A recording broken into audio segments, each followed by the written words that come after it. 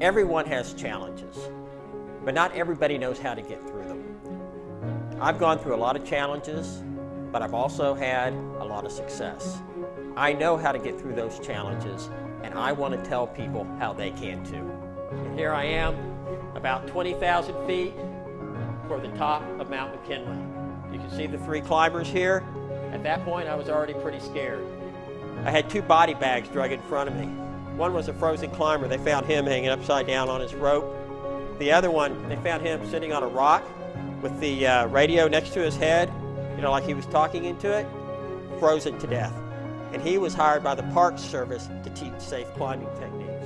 I think it's important to be the type of speaker that is bigger off stage than they are on stage, because anybody can stand up and talk.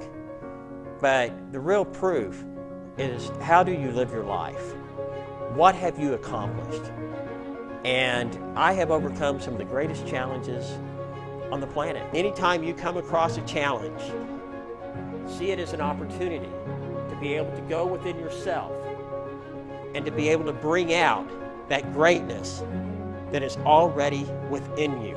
I want to get out there and I want to inspire people. I want to encourage people that they can be the very best that they can be, that there's no obstacle, no challenge that can get in their way, that they can take these challenges and make them into something that will not only empower them, but will also empower others and generations to come.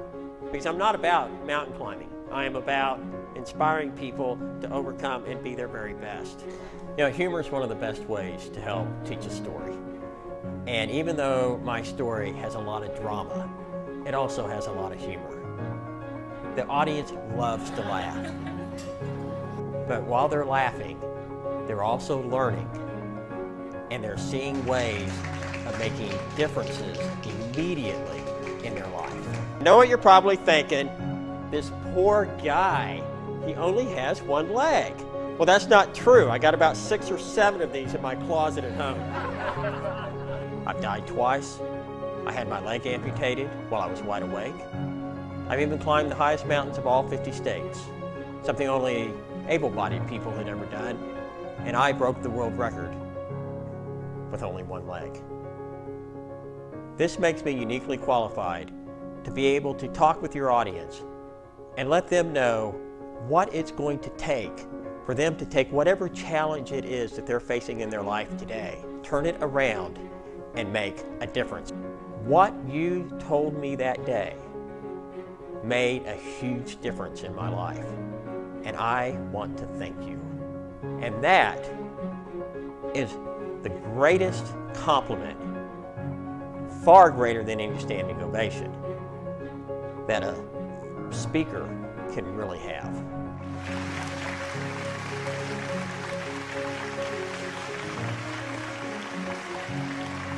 Because oftentimes we'll sit there and let the past determine who we think we are. And that could be misinformation. If you were told all your life that you're not worth anything, that you'll never amount to anything, or that you did things that were wrong or bad and you should always feel guilty about it or whatever, you need to let it go. And I looked up and I noticed the boat was coming back towards me. And I, of course, yelled, "Hey, stop the boat!" But nobody could hear me. They're all on the boat having fun, laughing, and of course, you know, the sound of the engine. And I see it continues to come towards me. And I think, I got to swim and get out of here. So I turned to start swimming and looked back over my shoulder, and I could see this huge propeller right underneath the water coming right at me. And then I made one last effort, got tied up in the ski ropes, and the next thing I knew, wham, I was hit. And both of my legs were sucked into the propellers. So I could feel the propellers as they were crawling up my legs, tossing me back and forth underneath the water. And I'm trying to keep my head up so that I can breathe. And then all of a sudden, all this chaos turned to a deadly silence. I opened my eyes, and I looked around me, and that dark green Eastern Oklahoma water had now turned to a bright... You saw that I'm a mountain climber, yes? What's different about my mountain climbing? I got one leg. All right, which one is it? Right. Come on, guys. We got two choices here. Where are we going? It is the right leg. I will show it to you here. All right, here it is. And I know what you're probably thinking. That poor guy, he only has one leg. Well, that's not true. I got about 6 or 7 of these in my closet at home.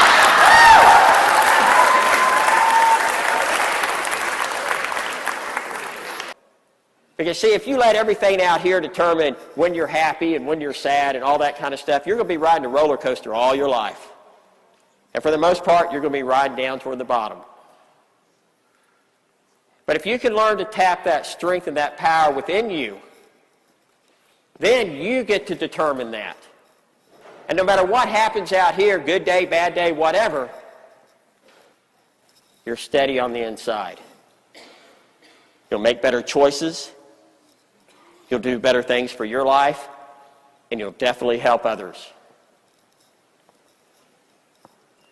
So I went into the operating room to prove this theory. I was wide awake, didn't even have an aspirin in me. While I was lying there, they numbed me below the waist. I was talking to the doctors. They fired up the saw, and they amputated my right leg. Well, eventually,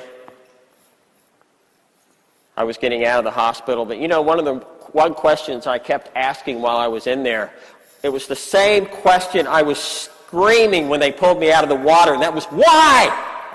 Why me? Because have you ever had something happen to you? And you thought, why? Why do I have to go through this? Why do I have to experience this? This isn't fair. What did I do? And sometimes you can get your answer right away. Sometimes it might take days, weeks. In my case, it was going to take almost 20 years before I was going to realize what the why was to this. And I will tell you how you will know when you have your answer. And that is when that answer not only blesses you, but it blesses others.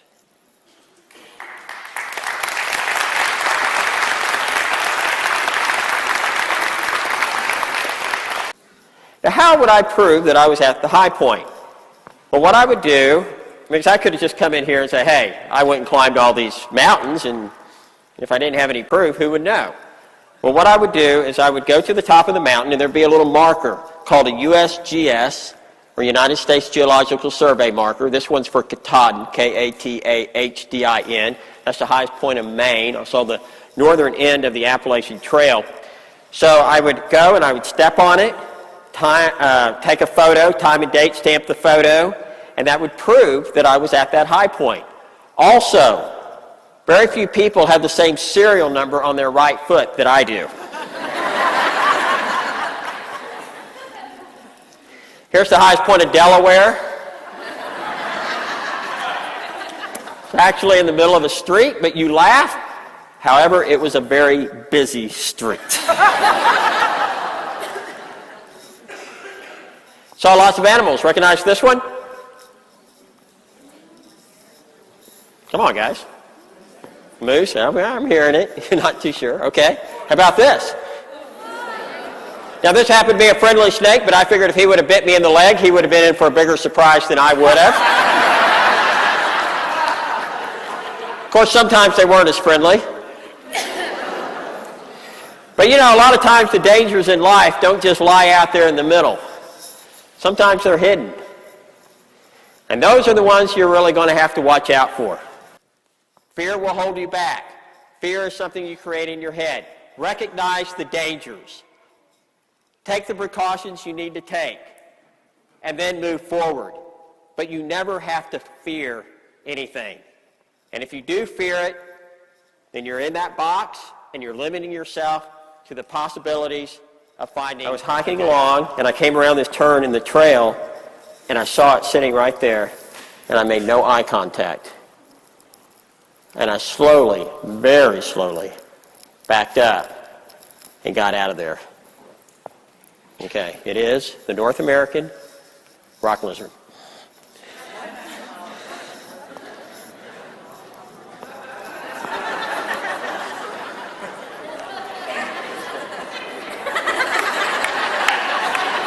Really? I would expect more from this group. It's a painted rock, and fortunately they move very, very slowly. Behind a decision. When you get focused on something and you're willing to put everything you've got behind that decision, you can make it happen. Could you have ever imagined, if you were to go back when you were 15, 20 years old, some of the things that have happened in your life? Some of the things that you called good or bad? No, probably not. And you know, from where you are right now, there are going to be some other things that are going to happen in your future. And some of them are going to be wonderful experiences, and some of them are going to be tough.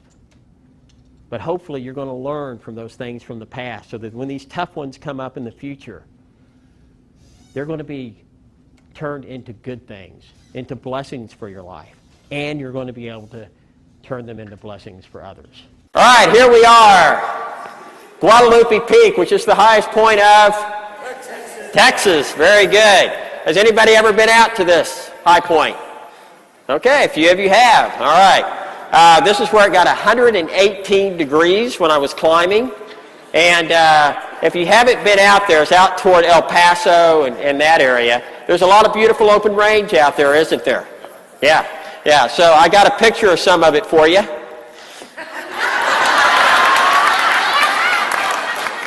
Then, when I'm ready to stop, I'll take this edge right here, dig it in the side of the mountain, lay down on top of it, and I freeze. Very good. Now, if you're wondering if I ever fell, look at this climbing axe. Does it look like I ever fell? Yeah, probably. Yes, a few times. I have fallen many, many times.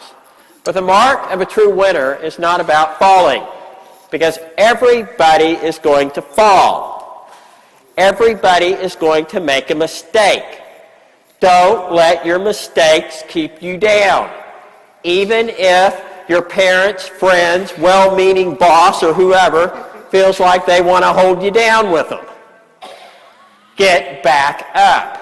And I don't mean get back up one time or 3 times or 297 times. You get back up every single time. And whatever it is you do, and you decide it's really important to you, think of it in terms of doing it 100%. Because whenever you let that one little 1% in there, that's when you start making exceptions.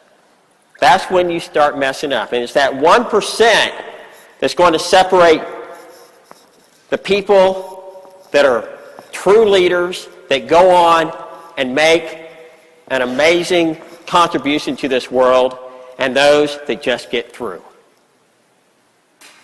It's that little. This is called the football field. And from here on up, it's Pig Hill and to the top. When I was at that point, I was already pretty scared. I had 2 body bags drug in front of me.